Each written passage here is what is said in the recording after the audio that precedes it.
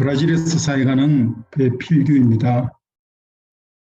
요새 저 이제 선교 사역 21년 차인데요. 21년 차 되면서 이 두 가지가 걱정이 늘어나고 있습니다. 선교 사역 초기에는 이 현지인 언어가 좀 걱정이 되고 이랬는데, 이제 선교지에 10년이 가고 20년이 가고 이렇게 되니까 또 한 가지 걱정은 이 한국말이 서툽니다. 예, 좀 한국말이 서툴더라도 좀 이해해 주시고 말씀 그 자체에 은혜가 있으면 좋겠습니다. 성경의 복음 27강에서 그동안 우리가 지금 23강을 계속 듣고 있는데요. 예수님이 하나님의 아들 그리스도이심을 우리가 계속 지금 전하고 있지 않습니까? 그러다 보니까 이 성부와 성령 이야기는 하지 않고 예수만 전하고 있는가라는 이런 질문이 생길 수 있을 것입니다. 네, 분명하게 말씀드릴 것은 성경의 복음 27강은 성부, 성자, 성령 삼위일체 교리를 인정하고 있고요. 예수의 그리스도 되심이라는 진리가 삼위일체 하나님을 가장 잘 드러낼 수 있다는 것입니다. 그래서 오늘 이 시간에는 이 말씀을 통해 자세히 이 부분을 알아보려고 합니다.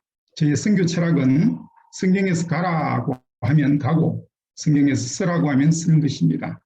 오늘 저의 강의는 성경 구절에서 무엇을 말하고 있느냐는 것에 이 초점을 잡고 한 구절 한 구절 이 말씀의 의미를 전달하기를 원합니다.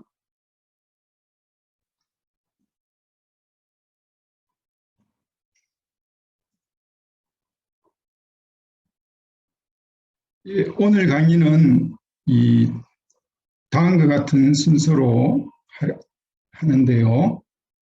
먼저 이 성령에 관한 일반적인 것을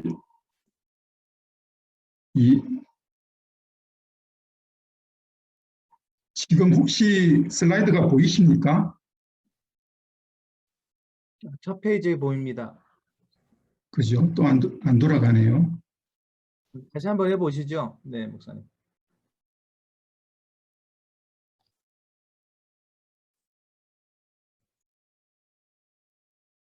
제가 공유를 끄고 다시 해볼까요? 예, 다시 공유해 보셔도 좋을 것 같습니다. 돌아갔습니다, 목사님. 예, 죄송합니다. 예, 오늘 강의는 다음과 같은 순서로 하려고 하는데요. 먼저 성령에 관한 일반적인 것을 말씀을 통해 정리해 가면서 성령에 관한 다양한 역사를 말씀을 통해 살펴보겠습니다. 그리고 이러한 성령을 따라 행하라는 관점에서 생각해보고, 세 번째로 그리스도를 증언하시는 성령을 살펴보고, 마지막으로 아버지를 나타내시는 예수 그리스도를 살펴보겠습니다. 먼저 하나님의 성령에 관한 일반적인 것을 말씀을 통해 정리해 보겠습니다.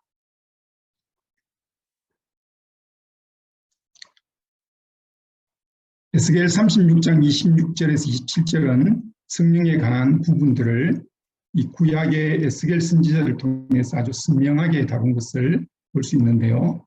26절에 보면 새 영을 너희 속에 두겠다. 그러면 새 마음을 너희에게 주되라고 되어 있죠. 이게 사실은 따라오는 것입니다.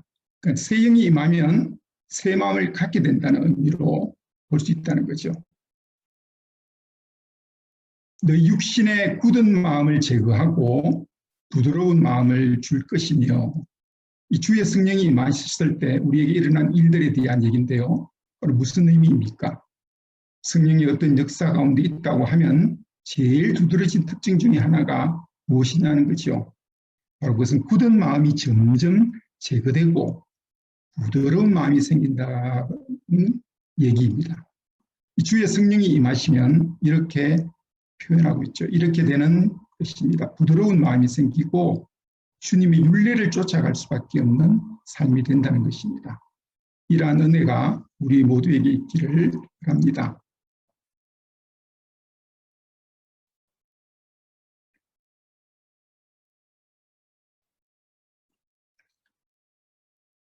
계속 안 돌아가는 것지만은 계속 진행하겠습니다.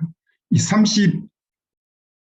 31절의 의미는요, 이 주의 성령이 임하시면 과거의 모습이 기억이 되고 지난 행동을 돌이켜 볼 수 있는데요.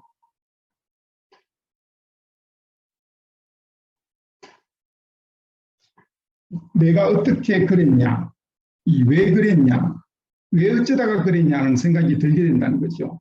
그래서 36장 31절에 보면 그때에 너희가 악한 길과 너희 좋지 못한 행위를 기억하고 너희 모든 죄악과 가증한 일로 말미암아 스스로 믿게 보리라 라고 되어 있습니다. 그러니까 이 성령이 임하면 이 과거의 모습들이 기억이 된다는 거죠. 지난 행동을 돌이켜 보게 되고 그러면서 왜 내가 그런 행동을 했을까라는 생각이 들게 되고 이 자기 자신을 믿게 보게 된다는 것입니다. 이 성령이 임하면 이 나의 모습이 환히 비추어진다는 의미죠. 저희 아내 덕분에 저희 집은 깨끗한 편에 속하는데요. 평소에는 잘 몰랐는데 어느 날 아침에 이 밝은 빛이 이 창문으로 통해 들어오면서 눈으로 볼 수 없었던 이 방 안의 먼지를 볼 수 있었습니다. 저는 제가 사는 이 공간이 그렇게 먼지가 많은 줄 그때 비로소 알았습니다. 그렇습니다. 빛 대신 성령님이 임할 때 나의 추악한 모습이 기억이 나고 그래서 나 자신이 너무 맵다는 생각을 하게 된다는 것입니다. 고린도전서 12장 3절에 보면요. 그러므로 내가 너희에게 알리노니 하나님의 영으로 말하는 자는 누구든지 예수를 저주할 자라 하지 아니하고 또 성령으로 아니하고는 누구든지 예수를 주시라 할 수 없느니라. 하나님의 아들 그리스도이신 예수님을 주라고 우리가 진실로 고백할 수 있을 때는 그 배경에는 항상 주의 성령의 역사가 있다는 것입니다. 무슨 의미입니까? 성령의 역사 없이는 이 그리스도를 나의 구주로 영접할 수 없다는 것입니다. 예수가 그리스도이심을 강조하는 것이 성령을 약화하는 것이라고 말할 수 있을까요? 예수가 그리스도인이라고 강조한다고 우리가 성령을 조금 약화한다라고 말할 수 없다는 것입니다. 또 다른 구절을 볼까요? 이 로마서 8장 2절에 보면은 이 그리스도 예수 안에 있는 성령의 법이 죄와 사망의 법에서 너를 해방하였습니다. 이 말씀에서는 이 성령의 법이 어디냐라고 우리 묻고 있죠. 성령이 어디냐는 거죠. 바로 이 로마서 8장 2절은 그리스도 예수 안에 있다고 하는 것입니다. 그 다음 구절 고린도전서 6장 11절 말씀은 이 예수 안에 있는 그 성령께서 씻기시고 거룩하게 하시고 의롭게 하신 그 모든 부분에 역사하신다는 것입니다. 우리 하나님의 성령 안에서 씻음과 거룩함과 의롭다 하심을 받았느니라 라고 말씀하고 있습니다. 에베소서 5장 18절에 보면 여기에서는 이 성령 충만을 술 취하지 말라라고 하는 것과 비교하고 있습니다. 그것은 성령 충만으로 드러나는 모습이 술 취한 것처럼 보이니까요. 저는 어릴 때부터 술을 입에 대지 않아 잘 모르지만 저희 아버님께서 예수님을 영접하시기 전 술을 드셨습니다.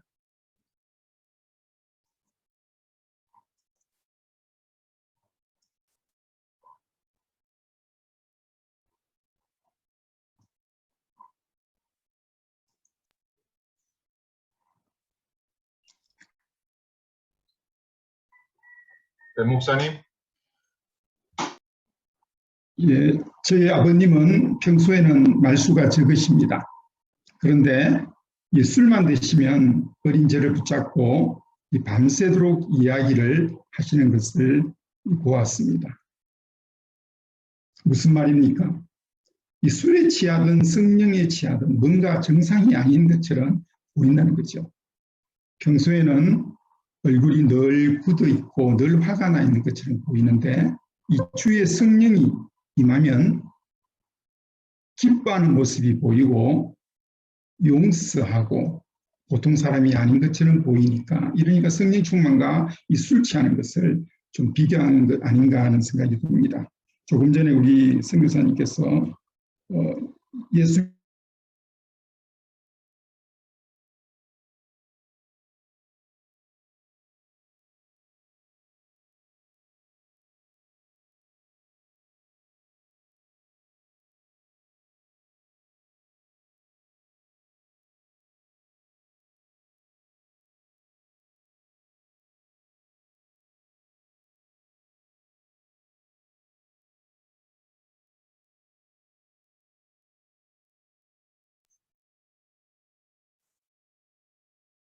지금 강사 목사님 목소리가 안 들리시죠?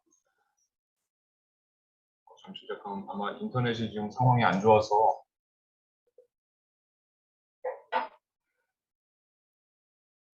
다시 조금만 기다려 주시기 바랍니다. 아마 배필빈 목사님이 약간 인터넷이 끊긴 것 같습니다. 그래서 안 보이시는데 다시 들어오실 때까지 잠깐만 좀 기다려 주시기 바랍니다.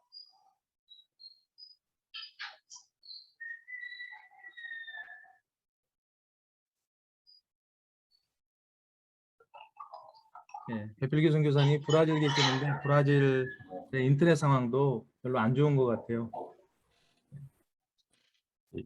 쉬는 시간을 먼저 가지면 어떻습니까? 네, 한 1분만 기다려 보셨다가 만약에 안 들어오시면 김 목사님 말씀대로 좀 쉬는 시간을 갖고 이어가도록 하겠습니다. 1분만 조금만 기다려 주시면 됩니다.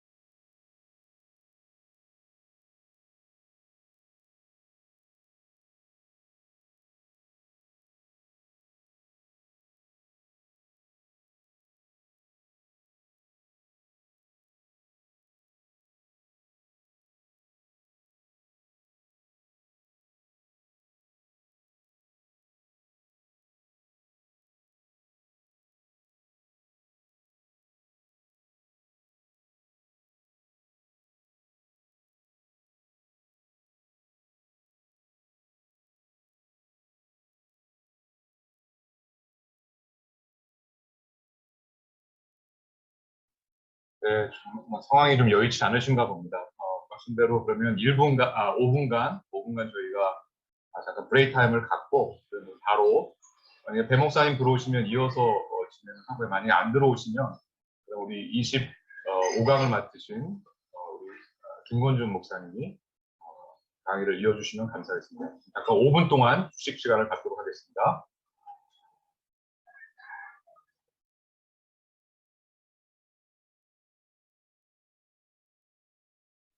김영모 목사님 파일 보냈습니다. 확인해 주세요.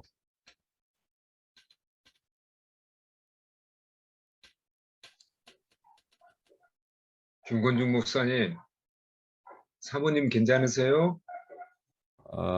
예, 어젯밤 2차 이제 투석했습니다. 예. 지금은 조금 좀 나아졌어요? 이제 총 3회 이제 실시하는데요. 이게 저도 이제 처음 겪는 이제 투석이어서 네. 좀 많이 힘들어하네요. 아이고, 참 고생 많으십니다. 주무시지도 못하셨겠네요? 저는 잘 잤습니다. 그래요? 예. 저희 애들이 이제 교대하면 이제 간호하거든요. 예. 김건중 알겠습니다. 목사님, 예. 전화 좀 주세요. 저희 집사람이 신장 예전에 신장 팀장으로 오랫동안 근무한 적이 있어서 아마 도움이 될 건데, 아마 그 급성이라면은 한국으로 가서 얼른 치료를 하면 정상으로 돌아올 수도 있고, 그렇지 않으면 어려움이 있을 수도 있으니까 좀 상담을 좀 했으면 좋겠는데 전화를 일단 뭐 이제 저희도 빨리 보내고 싶은데요. 지금 이제 보낼 수 있는 상황이 아니어서 지금 시간을 기다리고 있거든요. 예, 하여간에 빨리 한국으로 가야 돼요. 뭐 저도 이제 간절히 원하는 바인데요. 지금 이제 상황이 지금 이제 보낼 수 없는 상황이거든요. 아, 그래요? 예, 예. 일단 조금 있다가 전화 한번 꼭 주십시오. 어제 전화를 드렸는데 전화가 안 되더라고요. 그래요? 예, 알았습니다. 예, 전화 번호를 남겨주세요. 예, 예. 커피 한 잔 하려고 그랬더니 시간이 없네 이제. 목사님 죄송합니다. 갑자기 이게 인터넷이 문제가 조금 생겨가지고. 들어오셨네. 목사님 저희 5분 휴식을 먼저 하기로 했거든요. 예, 아유, 너무 죄송합니다. 이거 인터넷이 갑자기 아닙니다. 그냥. 한 네, 2분 목사님. 남았습니다. 2분 남았으니까 목사님 제가 파일 공유해 드릴게요. 그냥 강의만 해주시면 될 것 같습니다. 예, 그래 주시면은. 네네. 아니요, 그러면요, 제가 파일 공유를 계속 하고 있거든요. 예, 있는 말씀 그대로 네, 공유하고 있습니다. 근데 제 OHP가 없지 않습니까, 지금? 지금 보내주세요, 목사님. 예, 그럴게요. 카톡으로 저기 MKMT 방에 올려주십시오. 바로 올리면 바로 가능. 네, 네, 알겠습니다.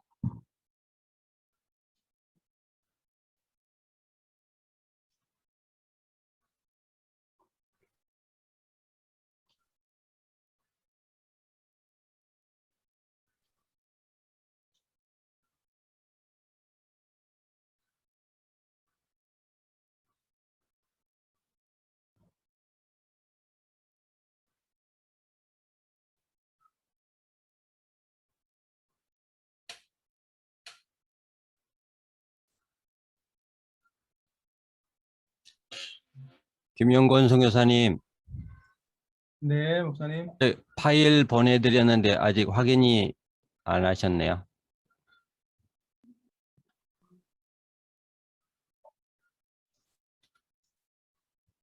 네. 예.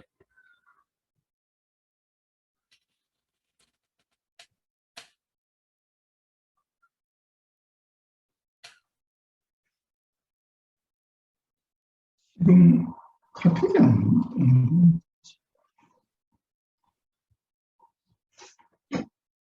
목사님 거기에 특별히 추가된 말씀이 있으십니까? 그냥 그거는 그냥 진행하시고 가지고 있는 제가 파일이 있거든요, 목사님. 그냥 그걸로 진행해도 되겠습니까?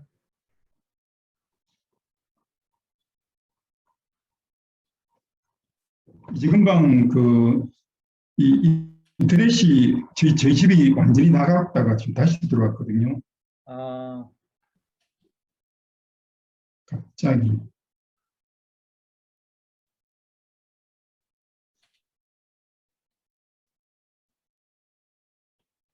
카톡으로 바로 올려주시면 됩니다, 목사님. 예, 근데 카톡이 지금 안 떴어.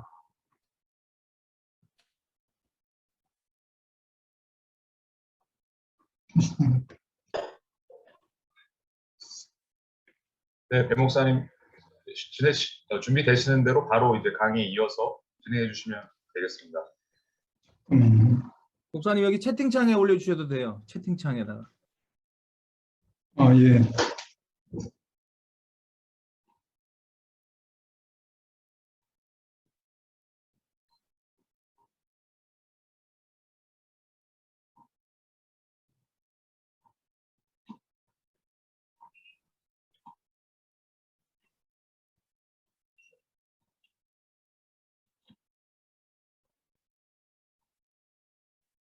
예, 들어갔습니다.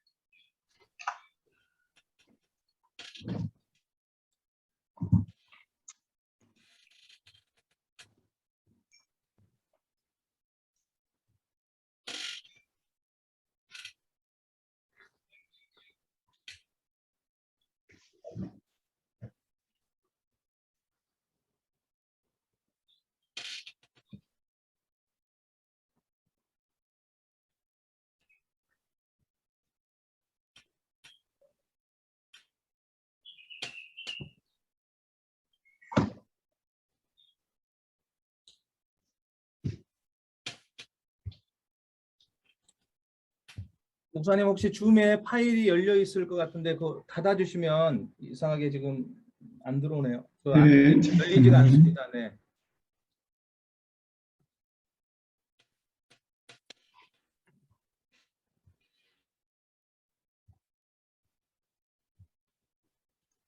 다 깨졌는데요. 왜냐하면 컴퓨터가 다시 나갔다 왔기 때문에. 아, 근데 목사님 파일이 열리질 않아요.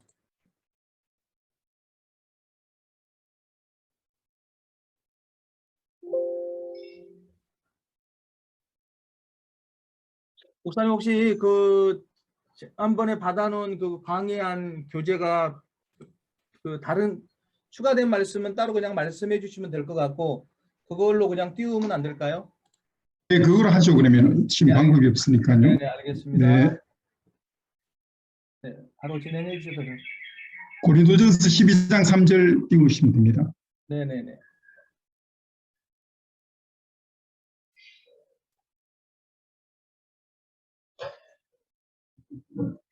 목사님 화면 켜주셔도 됩니다. 목사님 저기 줌 화면 켜주시고 해주시면 되겠습니다.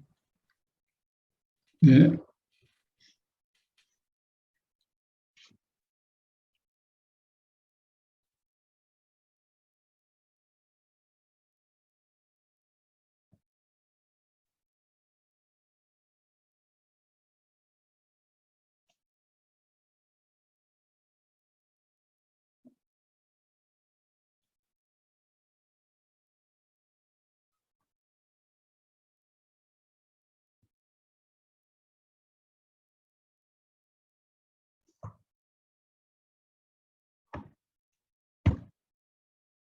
네, 목사님 계속 진행하시면 됩니다. 네. 네. 예, 죄송합니다. 예, 저희 집 조금 전에 전체적으로 정전이 됐다가 다시 들어와가지고 죄송합니다. 계속 진행하겠습니다. 예, 고린도전서 12장 3절에 보시면 이 성령으로 아니하고는 누구든지 예수를 주시라 할 수 없느니라 라고 되어 있죠. 하나님의 아들 그리스도이신 예수님을 이 주라고 우리가 진실로 고백할 수 있을 때 바로 이 배경에는 바로 주의 성령의 역사가 있다는 것입니다. 이 성령의 역사 없이는 그리스도를 나의 구주로 영접할 수 없다라는 것이 고린도 12장 13절의 의미인데요. 예수가 그리스도이심을 강조하는 것이 이 성령을 약화하는 것이라고 말할 수 없다는 것이죠. 또 다른 구절을 볼까요? 이 로마서 8장 2절 말씀에 이 생명의 성령이 어디 있냐는 거죠. 바로 예수 안에 있다는 것입니다. 이 로마서 8장 2절에 말씀에 이어서 고린도전서 6장 21절의 말씀은 예수 안에 있는 그 성령께서 씻기시고 거룩하게 하시고 의롭게 하신 모든 부분에 역사하신다고 하는 것입니다. 에베소서 5장 18절에 여기에 보면 이 성령 충만을 술 취하지 말라고 하는 것과 비교하고 있죠. 그것은 이 성령 충만으로 드러나는 모습이 이 술 취하는 것처럼 보이니까 그렇다는 거죠. 저는 어릴 때부터 술을 입에 대지 않아 잘 모르지만 저희 아버님께서 예수님을 영접하시기 전 술을 드셨습니다. 저희 아버님은 평소에는 말수가 참 적으셨습니다. 그런데 이 술만 드시면 어린이를 붙잡고 밤새도록 이야기를 하는 것을 제가 보았는데요. 무슨 말입니까? 이 술에 취하든 성령에 취하든 뭔가 정상이 아닌 것처럼 보인다는 거죠. 평소에는 얼굴이 늘 굳어 있고 늘 화가 나 있는 것처럼 보이지만 이 주의 성령이 임하면 기뻐하는 모습이 되고 용서하게 되고 이 보통 사람이 아닌 것처럼 보이니까 이러니까 성령 충만과 이 술 취하는 것을 좀 비교하는 것이 아닌가 하는 생각이 듭니다. 조마가제 발표하신 우리 선교사님께서 예수님 믿기 전에 받을 만큼 되돌려 준다는 그런 생각을 하지만 우리가 성령이 임하면 우리가 용서하게 되고 이 성령이 임하면 부드러워질 수 있다는 거죠. 갈라디아서 5장 22절 23절 말씀에 보면요. 이 오직 성령의 열매는 사랑과 희락과 화평과 오래 참음과 자비와 양성과 충성과 온유와 절제니 이 같은 것을 금지할 법이 없느니라. 이 갈라디아서 이 말씀은 우리가 정말 얼마나 성령의 충만을 받고 성령의 인도하심을 받는지를 이 평가할 수 있는 이 기준의 목록입니다. 우리가 사랑하고 있고 우리가 기뻐하고 있고 우리가 평안하며 오래 참고 있으며 이 자비의 삶을 살며 진정한 정말 참된 것이 뭔지 쫓고 충성하며 온유하고 절제하고 있는가. 이것이 바로 우리가 성령의 충만을 받고 성령 인도함을 받는 것을 평가하는 기준이라는 거죠. 그게 우리가 성령을 인도함을 받고 있는 기준이라는 것을 우리 갈라디아서 5장의 말씀을 통해서 우리가 생각할 수가 있을 것입니다. 갈라디아서 5장 16절 말씀 보면요. 이 성령을 따라 행하라 되어 있죠. 이 지금까지 성령의 다양한 역사 중에 몇 가지를 우리가 살펴보지 않았습니까? 그러하기 때문에 우리 주님이 우리에게 성령을 따라 행하라고 얘기하는 것입니다. 이 갈라디아서 5장 16절에 따라 행하라. 무슨 말입니까? 끌고 가신다는 의미죠. 성령이 우리 안에 계시고 성령이 우리를 끌고 가시기 때문에 따라 행하라는 거지요. 이렇게 얘기하는 것입니다. 우리 안에서 내주하시는 성령 하나님은 가만히 계시지 않는다는 것입니다. 주의 성령이 우리 안에 계시면 가만히 있다. 이거는 있을 수가 없다는 것입니다. 갈라디아서 5장 18절 말씀 보십시오. 너희가 만일 성령이 인도하시는 바가 되면 율법 아래 있지 아니하리라. 무슨 의미입니까?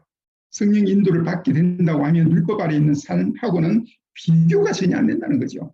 사랑하는 동역자님, 구원받는다는 것은 그 순간부터 하나님과 동행하는 삶이 시작하는 것입니다. 그리고 영원토록 우리는 주와 동행하는 삶을 이제 그 엄청난 여정을 시작하는 것입니다. 그렇기 때문에 계속 성장해 가는 것이죠. 그런데 우리가 주와 동행하는데 저 불신자의 삶보다 못하다, 있을 수 없다는 것이죠.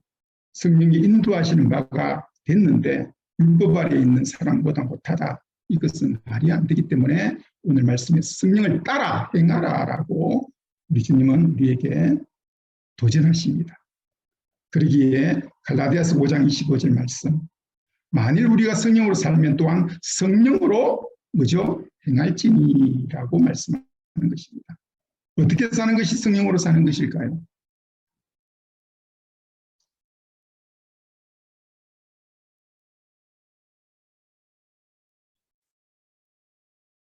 빌립보 3장 3절에 보면요. 하나님의 성령으로 봉사하며 그리스도 예수로 자랑하고 육체를 신뢰하지 아니하는 우리가 꼭 할례파라. 무슨 말입니까? 그냥 봉사하지 말고 그냥 기도하지 말고 하나님의 성령으로 기도하고 하나님의 성령으로 봉사하고 철저하게 성령을 따라서 살 것에 대한 부탁의 말씀이죠.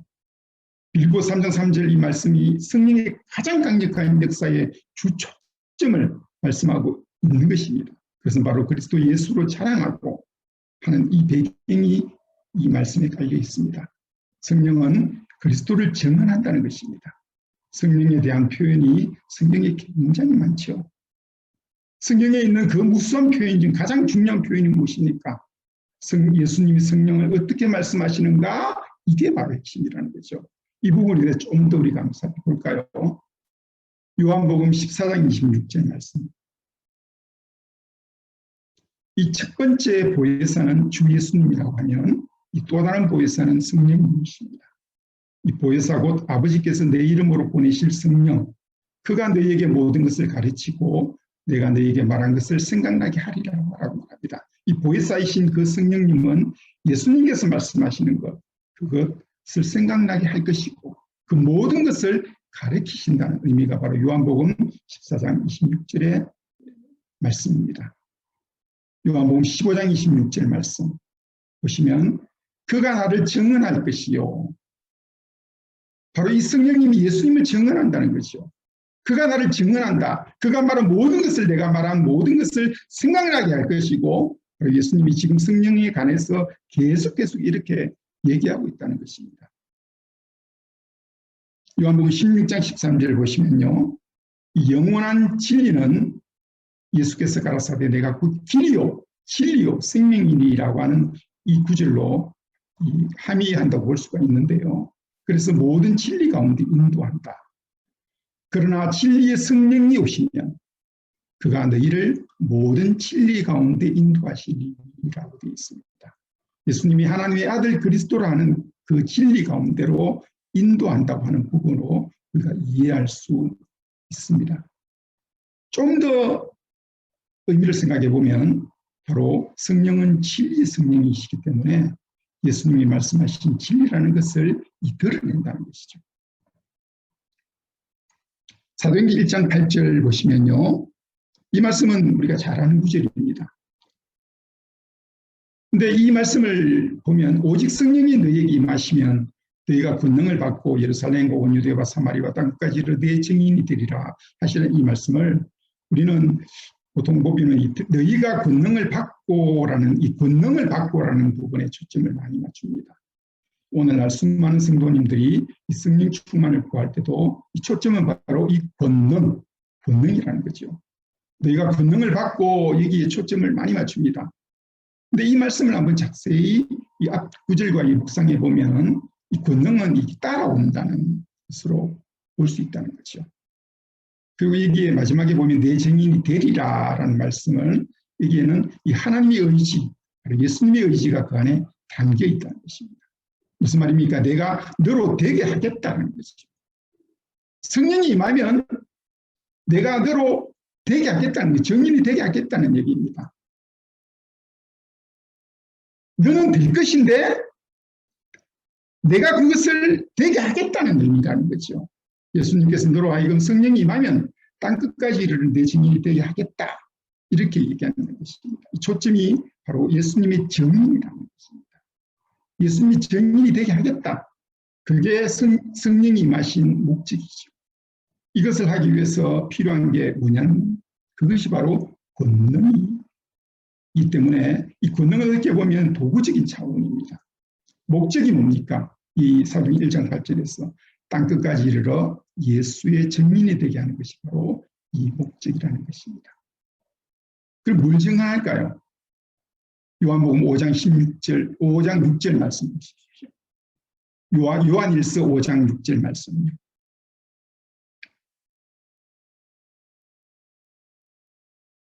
이는 물과 피로 임하시니 곧 예수 그리스도라. 물로만 아니요 물과 피로 임하셨고 증언하는 이는 성령이시니 성령은 진리니라. 성령은 진리니라 라고 되어 있죠. 뭘 증언합니까? 복음을 증언한다는 얘기입니다. 예수께서 하나님의 아들이심을 증언하는 이가 바로 성령이라는 거죠. 그래서 성령은 이 복음이 복음되게 하시는 것이고 이 복음이 우리에게 적용되게 하셔서 이 구원에 이르게 하시는 그리고 구원받는 자들로 하여금 복음 속에 깊이 들어가게 하시는 그 모든 삶에 성령님이 관여한다. 성령이 주관한다는 겁니다. 그래서 진짜로 이 성령의 역사는 예수 그리스도를 증언하고 예수 그리스도를 드러내는 바로 그 일을 하신다는 것이죠. 그리고 그 그리스도이신 예수님은 바로 이 아버지를 나타내십니다. 요한복음 14장 6절에서 9절 말씀 보십시다. 여기 보면은 이 말씀은 우리가 잘 아는 말씀이지 않습니까?